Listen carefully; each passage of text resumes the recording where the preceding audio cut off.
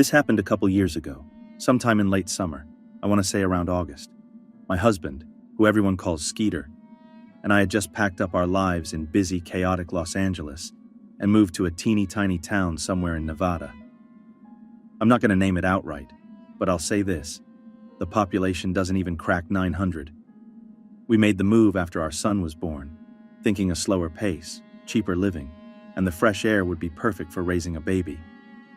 The only thing that bugged me about our new place was how far apart the homes were. Like, our closest neighbor was over a mile away. So if something went wrong, I'd basically be on my own. Skeeter didn't mind that part, though.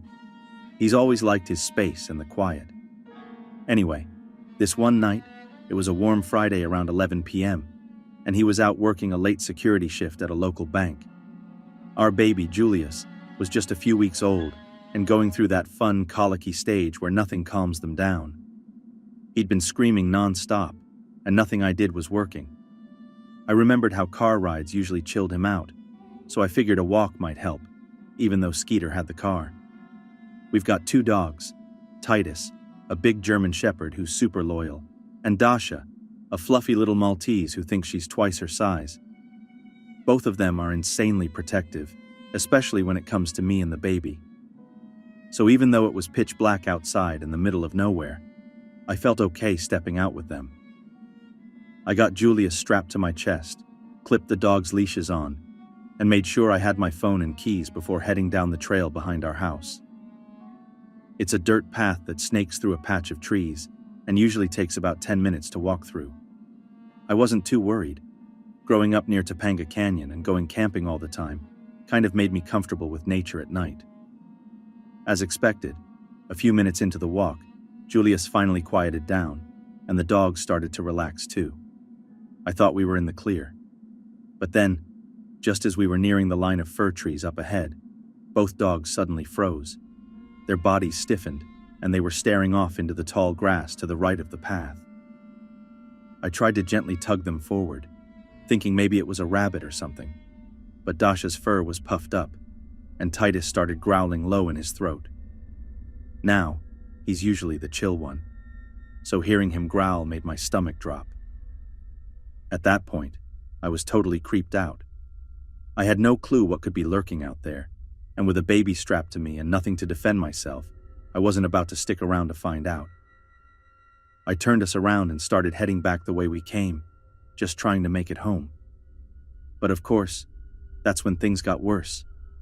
We hadn't been walking back for more than 2 minutes when someone, or something, stepped onto the trail right in front of us. And let me tell you, I've never felt fear like that before. This figure was small, like shorter than me, maybe the height of a kid. But the freakiest part was the mask. They were wearing a creepy pig mask with this crooked, carved-up smile and what looked like dried, something smeared on it. I don't know if it was blood, mud, or paint, but it was awful. We just stood there staring at each other, totally silent, and I was frozen. Then out of nowhere, both dogs lunged forward, barking and snapping like they were ready to tear this person apart. I was honestly thankful the leashes held them back because it was getting intense. What really freaked me out, though, was that the pig mask person didn't even flinch. They just looked down at the dogs like they were watching squirrels or something. Then, they finally noticed the baby on my chest and made this strange, high-pitched wailing sound, like a cry almost, and turned around, running off into the trees without another word. As soon as they were gone, I didn't waste a second. I turned and ran. I mean, I had just given birth a few weeks ago. It was dark. I had a baby strapped to my body, and I still managed to sprint home like an Olympic athlete. That 10-minute walk took me maybe 3 minutes flat. I burst into the house, locked every door and window, and sat in the living room with the lights off until Skeeter got home. To this day, I have no clue who or what that person was. But I will say this: if Titus and Dasha hadn't been with me, I wouldn't have known they were there until it was too late. Those two earned all the treats and belly rubs for months after that. And yeah, I haven't walked outside alone at night since, and I don't plan to anytime soon. Pig mask or not, I'm not taking any chances.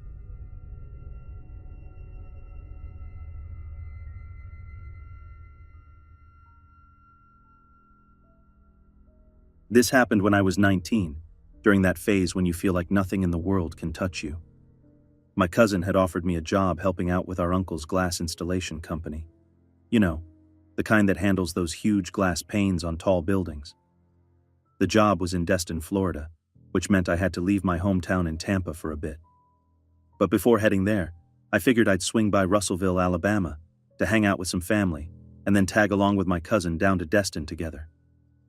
This was my first real solo road trip, and man, was I underprepared. I was driving this faded green Mercury Sable that honestly shouldn't have been doing anything beyond grocery runs, but I didn't care. I had that invincible teenage confidence like, what's the worst that could happen? My parents, of course, warned me. They kept pushing me to pack food, water, emergency stuff, typical parent things. But I brushed it off. I had a cell phone, fast food joints everywhere, and it was just a few hours of driving. I wasn't crossing a desert. So anyway, I hit the road, excited and clueless. What I didn't realize was that Alabama could get really cold, and surprise, my car's heater didn't even work.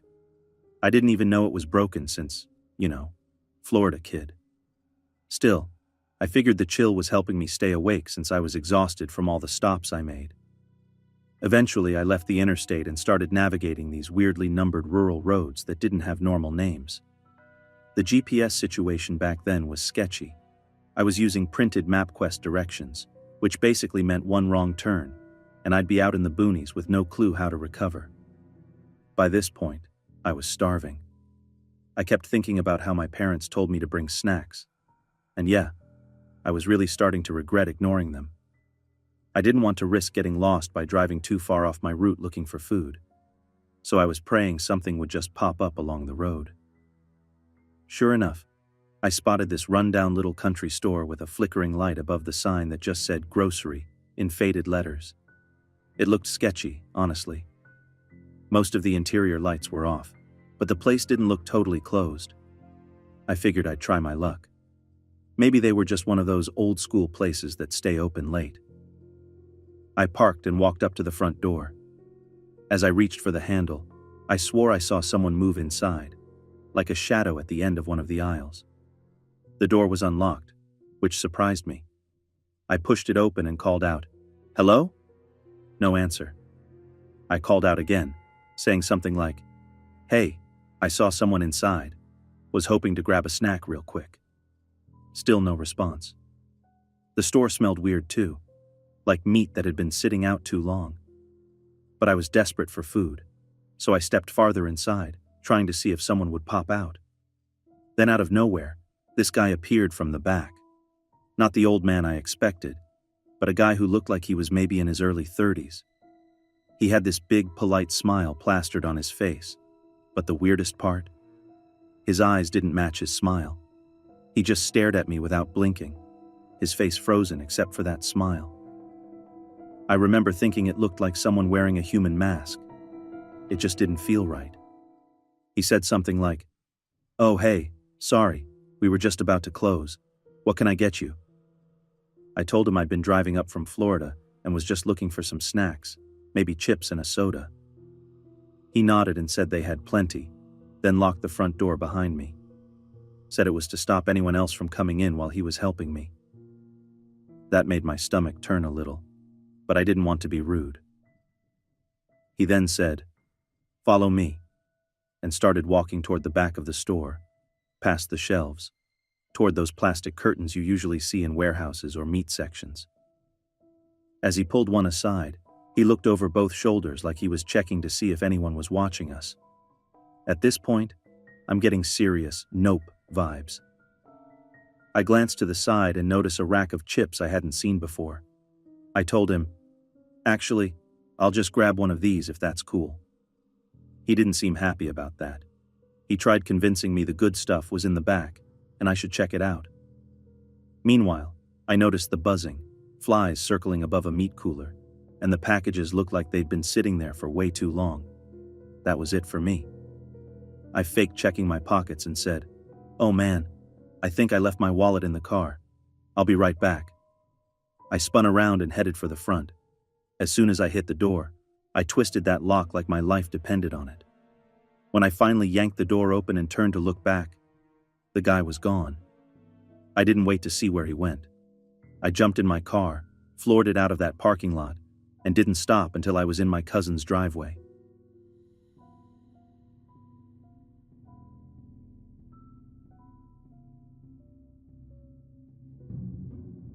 So this happened a couple of years ago, and it still sticks with me. It was June 28th. I'll never forget the date. A group of us had gone to the movies like we usually did, and after the show we wandered around the plaza a bit. The area had a bunch of restaurants and shops, all brightly lit on the front side where people gathered. But the back side? That place was a completely different story. There was a post office, a bunch of dumpsters, and hardly any lighting. Definitely not somewhere you'd want to hang out after dark. Now, the city I grew up in is kind of a weird mix. You've got your upper middle class families, mostly quiet, suburban types. But just a few minutes in any direction, and you're in a whole different world. Country clubs rubbing shoulders with some rougher neighborhoods. It wasn't rare to see older folks out and about, or the occasional sketchy figure just hanging around. You learn to keep your guard up, but sometimes that isn't enough. That night I was in a short summer dress, nothing out of the ordinary for the weather, and after the movie, I was waiting around alone for my ride. I'd done it 100 times before, and never felt unsafe. I passed by this guy who looked clearly strung out, maybe on something. I didn't think much of it and just kept walking, doing slow laps around the plaza. Eventually I looped back near the post office and saw that same guy again, now standing upright like he was waiting for someone. I thought he might ask for money or a lighter, and I tried to steer clear, but he stepped right into my path and grabbed my shoulder. I immediately tried to pull away, but then he grabbed my arm tighter. That's when I saw he had a weapon, and in that moment, everything in me just froze. I was completely terrified. I couldn't even find my voice. He told me to walk with him, and with that weapon pointed at me, I didn't feel like I had a choice. He led me toward the back side of the plaza, near those dumpsters where it was nearly pitch black. I honestly thought that was it for me. I thought I wasn't going to make it out of there. What happened in that alleyway was the most traumatic experience of my life. I won't go into detail, but I was hurt, both physically and emotionally, in a way that changed me forever. When it was over, he just took off into the night like nothing happened, leaving me alone in the dark. My phone started ringing. It was my dad waiting for me in front of the theater. Somehow, I got up and walked back to the car like I was on autopilot. I didn't say a word the whole way home, and my dad probably thought I was just being quiet or moody. That week, I barely left my room. I didn't eat, didn't shower, didn't talk to anyone. I felt broken in a way I didn't know how to explain, so I didn't. I kept it to myself. But here's the part that still gets to me. Months later, I saw the same man in the newspaper. He'd been arrested and sentenced for something even worse. And even though a part of me felt relieved, another part of me just felt robbed. He took something from me that I'll never get back, and justice, even when served, doesn't erase that. It took time, but I eventually found my voice again. I told a few people I trusted. I healed slowly, on my own terms, and I've moved forward, not forgetting what happened, but refusing to let it define who I am today.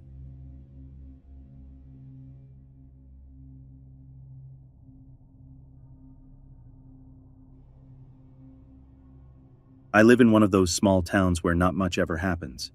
You know the kind.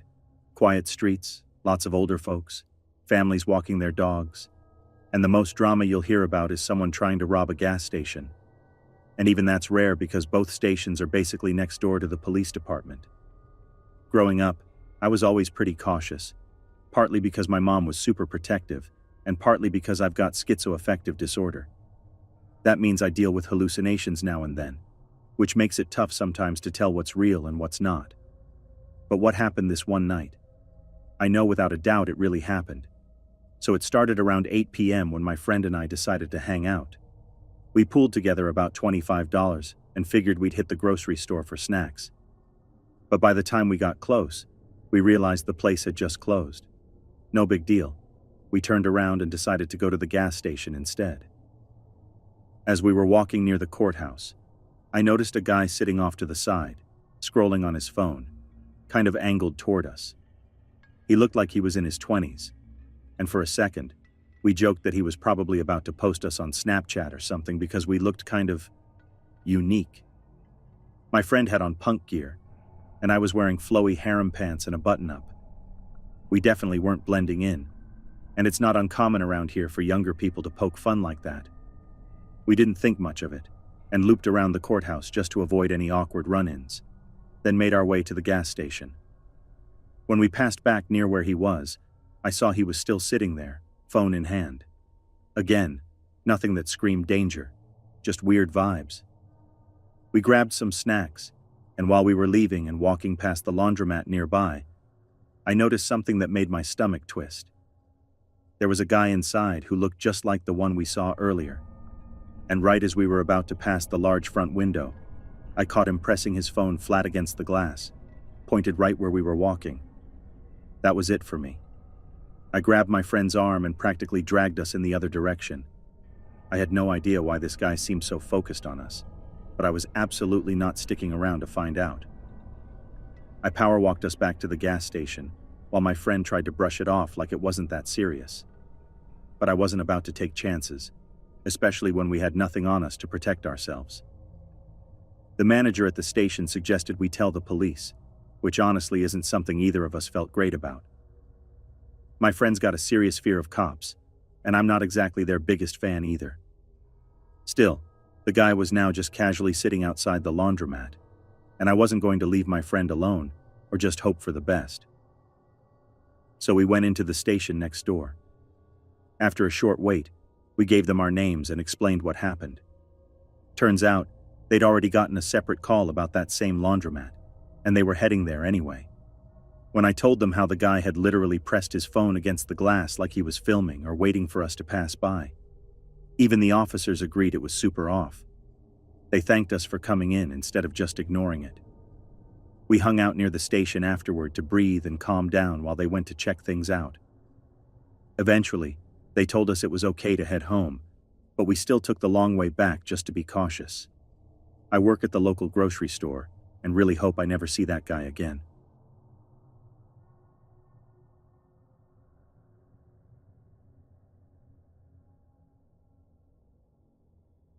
I'm 18, and I live in this tiny village-style town in British Columbia, like one of those places so small that even some people in the neighboring towns haven't heard of it. My boyfriend lives in the next town over, which is still pretty small and super quiet. Nothing major ever goes down in either place. The biggest scandals are usually some bored teenager keying a car or someone stealing a bike. Anyway, it's about a 25-minute drive between our houses, and one night not too long ago, I had a drive home that seriously freaked me out. I'd left his place sometime around 1:30 or maybe 2 in the morning. It was chilly out, even though it was late spring, pretty typical for this part of Canada. As I was pulling out of his neighborhood onto the main road, I spotted 2 little boys running down the sidewalk.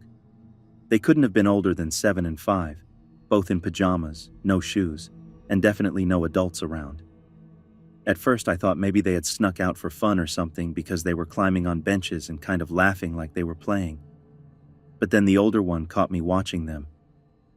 He suddenly stopped and looked right at me, and I swear there was something in that look that just made my whole body go cold. Not scared in the usual way, just unsettled. It was like he was warning me to keep driving. Normally I'd stop and check on kids that young out alone that late, but the vibe was all wrong, like I was the one intruding. So I didn't stick around. I pulled out and headed for the highway. That's when I noticed a car behind me. At first it seemed normal. I mean, it's a highway, cars come and go. But after a while I realized there had been no other cars around until that one showed up, and I hadn't passed any turnoffs or exits. Then, just like that, it vanished. The headlights were there 1 second and gone the next. No swerving, no slowing down, just gone. My first thought was maybe they turned off their lights on purpose, which was weird enough, but given I was already on edge from the kids, it made me extra uneasy. I kept going, and when I hit a lit intersection, I half expected that car to show up behind me. But it never did. Not once. That made me even more nervous, and I just wanted to get home at that point. Eventually, I pulled off the highway and onto the road that leads to my little village. Now this road is narrow, has no streetlights, and is full of bends and curves with nothing but trees and brush on either side. You can't really see what's coming around the corner until you're right on it. As I rounded one of those corners, my headlights lit up two people walking, one guy and one girl. I didn't recognize them, which stood out right away because, seriously, I know almost everyone who lives here. The guy looked a little older than me, maybe 20, and the girl looked younger, like 16 or so. The guy had a backpack and longer hair, and just the way they were walking down that road at 2 a.m. was off. No one walks that road at night. It's not somewhere you end up accidentally. As I drove past them slowly, doing about 30, the guy suddenly started running next to my car. Not like jogging to scare me in a jokey way.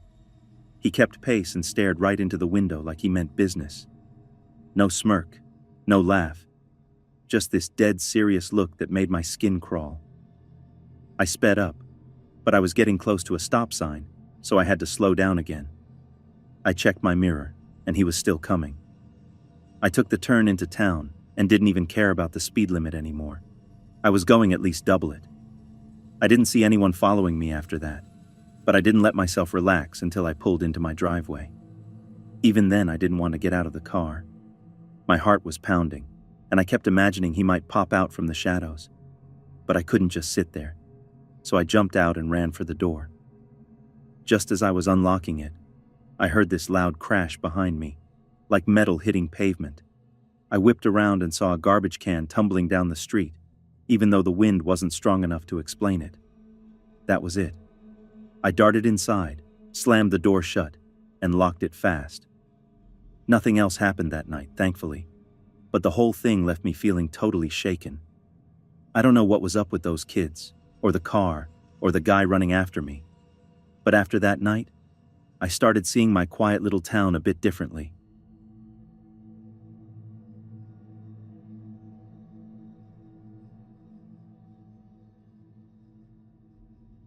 I grew up in one of those little towns where everybody kind of knows everybody, and people used to leave their doors unlocked without thinking twice.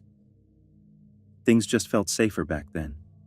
Or maybe we were all just naive. When I was around 14, I had a few regular babysitting gigs, and one night in December, one of those families asked me to watch their 3 daughters while the mom went out to a Christmas party. This wasn't anything new. She trusted me to stay late and even told me that if she wasn't back until after 3 a.m., it was fine as long as she'd booked a cab ahead of time. The girls were sweet, and after some playtime and getting them to bed, I went downstairs like she'd suggested since the TV upstairs was broken. I remember just flipping through the channels for a couple hours. It was probably around 1:30 in the morning when I grabbed the cordless phone to maybe call my mom or sister to say I'd be home late. That's when I heard the front door upstairs creak open. It caught me off guard since the mom usually came in pretty quietly, and she would have said something right away if it was her. I figured maybe she just had too much to drink, so I got up and started heading toward the stairs. As I got to the top, I heard someone stumble, so I sped up a bit, thinking she might have tripped. But the second I turned the corner, my heart practically froze. It wasn't her. There were 3 strangers standing in the entryway. A woman who was clearly drunk, slumped halfway inside the door, and 2 men behind her, who looked just as confused to see me as I was them. I asked what they were doing, and the woman mumbled something about being there for a party. Now that obviously didn't make sense, so I asked if they even knew the woman who lived there. When I mentioned her name, they didn't seem to have a clue who I was talking about. One of the guys kind of looked me over in this way that made me feel gross, and then he asked if I was there by myself. I didn't want to answer that. All I could think about were the 3 little girls sleeping upstairs, and there was no way I was letting anything happen to them on my watch. Instead of answering, I told them firmly that there was no party here and that they needed to leave. The drunk woman kept insisting they were at the right house, and that's when the guy who had asked me that question took a step toward me. At that exact moment, we all heard a beep, like a phone button being pressed. I had totally forgotten I was still holding the cordless phone, but that little sound seemed to rattle him. He must have thought I'd called someone or dialed the police, because suddenly he told the others they were leaving. He grabbed the woman, told his buddy to help, and they all kind of awkwardly stumbled back outside. The second that door shut, I locked it so fast it probably shook the frame. I ran to the front window to watch where they went, thinking maybe they really had the wrong address. But they didn't stop. They just kept walking down the block, like they were going somewhere specific. That's when I knew they hadn't just wandered into the wrong house. They were definitely not supposed to be there. When the mom came home a couple hours later, she was too tipsy to notice much. She was a little surprised the front door was locked, but I just told her it made me feel safer. I didn't tell her what happened, not because I didn't think it was serious, but because I felt kind of stupid for not handling it differently or calling the cops. I still think about how much worse it could have gone, and I'm just grateful it didn't.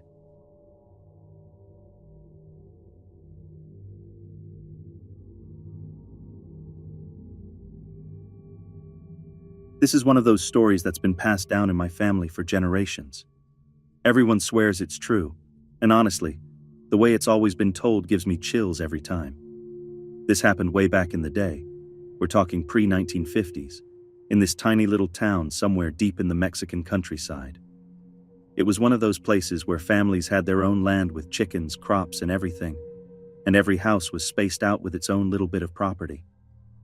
People had outhouses instead of indoor plumbing, and they were set way out from the house, like a good 20 to 40 meters away, so you really had to trek through the dark just to pee. One of my distant relatives, a man in the family, suddenly passed away without any warning. No one had ever seen him sick, not even a cough, so his death came completely out of nowhere and shook everyone pretty bad. The family didn't wait long. They buried him the next day in the backyard, which was normal back then. That same night, my mom's great aunt, who was just a little girl at the time, woke up needing to use the bathroom. So, like a brave little kid, she walked outside alone toward the outhouse, and she had to pass the fresh grave on the way. As she got closer to it, she started hearing this muffled banging sound and someone screaming, not yelling like a fight, but like someone was begging for help. Now keep in mind, this is a time and place where people grew up hearing legends like La Llorona, so hearing something like that in the dark would already freak anyone out. Naturally, she ran straight back into the house, shaking and crying, and woke up her parents. But they thought she was just spooked by her imagination, so they told her to go back to bed. She tried to sleep but couldn't shake the feeling, especially because the sounds didn't stop. It was like her brain was trying to convince her it was just a dream, but her gut was screaming otherwise.